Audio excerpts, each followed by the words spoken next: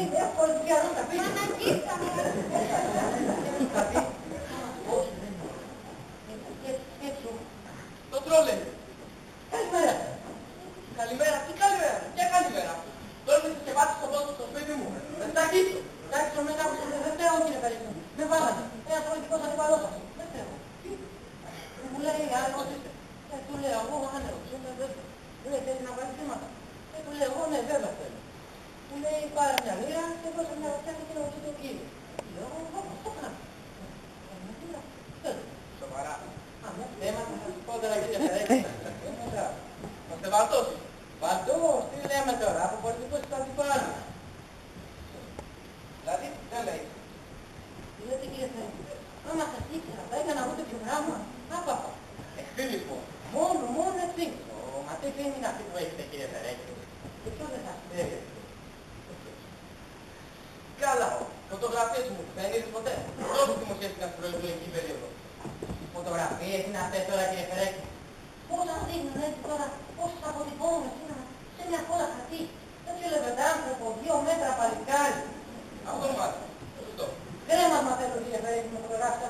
Κρέμασμα. Όχι και κρέμασμα, μην τα παραλέγει. Μα πώς το έκανα αυτό κύριε Περίπου.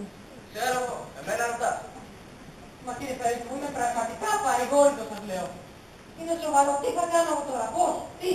Γιατί θέλεις λοιπόν, να σου παρηγόρεις που με χτύπησες. Βέβαια, δεν λέω αυτό, έλα. Πάντως, εκτιμώ την ειλικρινιά σου. Στο κάτω-κάτω δεν έχεις κακία θέση. Είσαι απλώς ένα όρο. Κάτω. Ευχαριστώ πολύ κύριε Περίπου, ευχαριστώ. Για πες μου λοιπόν, ποιος έβαλε να μου παρέσεις. Μου έβαλε, δεν ξέρω. Δεν ξέρεις, πώς.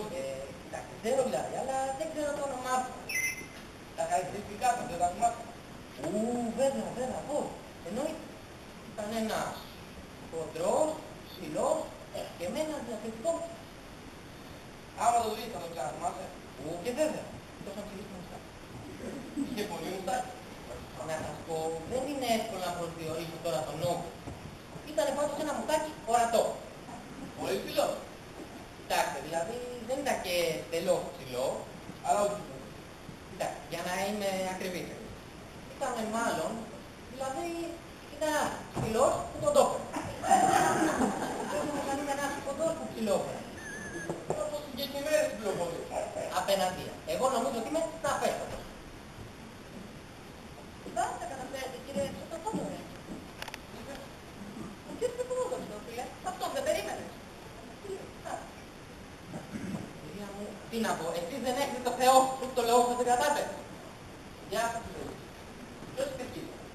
Με συγχωρείτε κύριε Φερέκη, αλλά έτσι όπως είναι τα πράγματα δεν υπάρχει χώρο για άλλα πράγματα.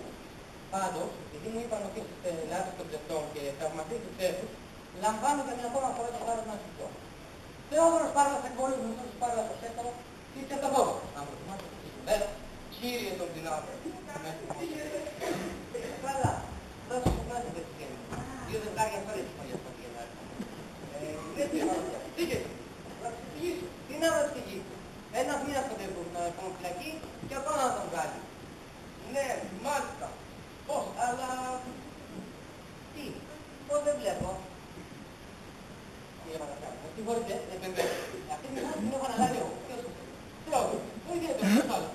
Τώρα, εγώ ήμουν για την όφηση στο Υπουργό, ο οποίος μελετάμε με το κομμάτι. Δεν σας το πω κύριε Περέκη. Αυτό το ξέρω. Τέλος πάντων. Το είπα μάλιστα επειδή το πήγε εσείς πάρα πολύ. Μου το δημιουργήθηκε αμέσως.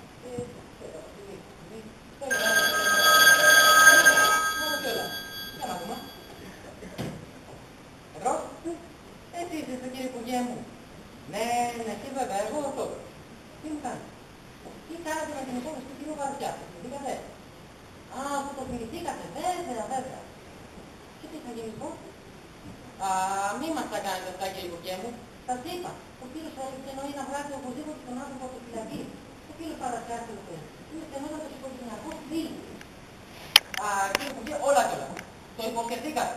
Ρητός και κατηγορηματικός άνθρωπε μου. Α, κύριε Υπουργέ, θα με κάνετε να συνεχίσω άσχημα.